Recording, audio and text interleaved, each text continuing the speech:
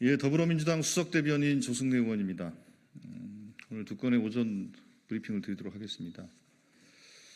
먼저 방금 전에 국무회의에서 지역사랑 상품권 그리고 최혜병 특검법 그리고 김건희 여사 특검법에 대해서 대통령에게 제의 요구를 하는 의결이 있었습니다. 이 관련해서 말씀을 드리겠고 또 의료 붕괴와 관련해서 또 한 말씀 드리겠습니다.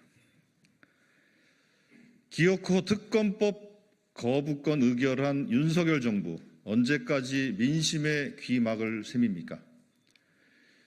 윤석열 정부가 국무회의에서 최상병 사망 사건과 김건희 여사 특검법, 지역화폐법에 대해 제의 요구권을 의결했습니다. 국회에서 심의해 정부로 보낸 법들을 윤석열 대통령에게 또 거부하라고 의결한 것입니다. 시급하게 민생 현안을 논의해야 할 국무회의가 민심에 귀닫고 대통령 거수기 노릇만 하고 있으니 개탄스럽습니다. 정부는 무너진 공정과 상식을 바로잡고 다급한 민생 위기를 극복하라는 국민의 목소리가 정녕 들리지 않습니까? 최혜병 사망 사건이 발생한 지 1년도 더 지났습니다. 하나뿐인 외아들을 나라에 맡겼다가 영영 만나지 못하게 된 부모님은 간절하게 진상규명을 호소하고 있습니다. 그 애처로운 바람을 수차례 묵살하는 윤석열 정부의 잔인함이 놀랍습니다. 양파처럼 까도 계속 나오는 김건희 여사 의혹들은 특검만이 실체를 파헤칠 수 있습니다. 국민의 압도적 다수가 특검법에 찬성하고 있습니다.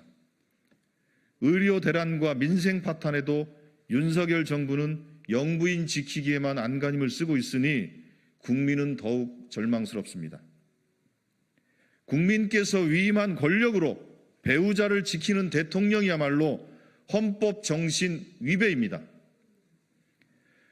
올해 전체 취업자 가운데 자영업자가 차지하는 비중이 통계 작성 이후 처음으로 20%로 떨어졌습니다.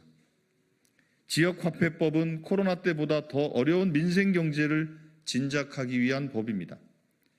무너져가는 민생 경제를 대체 언제까지 외면할 셈입니까? 윤석열 정부는 김건희 여사를 지키기 위한 노력에 10분지 1만이라도 민생을 돌보는데 쓰십시오.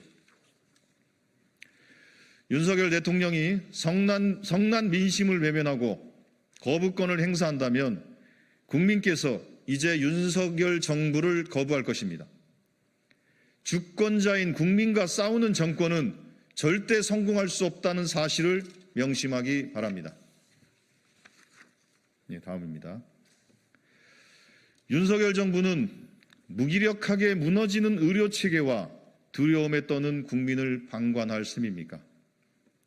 의료 공백 사태가 장기화되면서 의료체계가 하나 둘씩 멈춰서고 있습니다. 진료 불편, 응급실 뺑뺑이는 물론이고 장애심사 차질, 정신병동 마비까지 그 파장이 걷잡을 수 없이 커지고 있습니다. 국민의 고통을 외면하는 모르쇠 정부를 향한 분노가 폭발 직전입니다. 응급실 뺑뺑이가 지난 주말에도 계속됐습니다. 소아 당뇨를 앓고 있는 8세 어린이가 인슐린을 못 맞은 채 길바닥을 헤매다 무려 110km 떨어진 병원으로 이송됐습니다. 연기를 들이마시고 쓰러진 20대 청년은 10곳이 넘는 병원에서 퇴짜를 맞았습니다.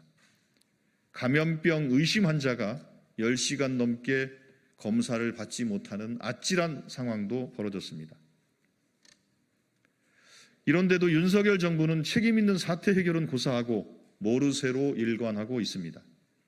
국민도 야당도 심지어 여당까지 의료 대란이 심각하다고 지적하는데 정부만 부정하고 있습니다. 의사 탓, 국민 탓만 하며 여야 의정 협의체를 표류시키고 있습니다. 국민의 고통을 외면하는 아주 파렴치한 정부입니다. 이러니 의료 인력 추계 기구를 신설하겠다는 정부 방침도 공연불에 불과한 것입니다. 애초에 아무 근거도 없이 2,000명이라는 숫자를 던져서 이 파국을 만든 건 윤석열 정부입니다. 그런데 주먹구구식 정책 추진에 대한 아무런 반성도 사과도 없이 이제 와서 인력 규모를 논의하자고 하면 누가 그 진위를 믿겠습니까? 윤석열 정부는 지금이라도 대통령 사과, 책임자 문책으로 진정성을 보여주십시오. 대통령부터 이제 그만 고집을 꺾겠다고 선언하십시오. 계속되는 불통과 독선으로 의료 붕괴가 돌이킬 수 없는 지경에 이른다면 국민의 분노는 오롯이 정부를 향할 것임을 경고합니다. 이상입니다. 감사합니다.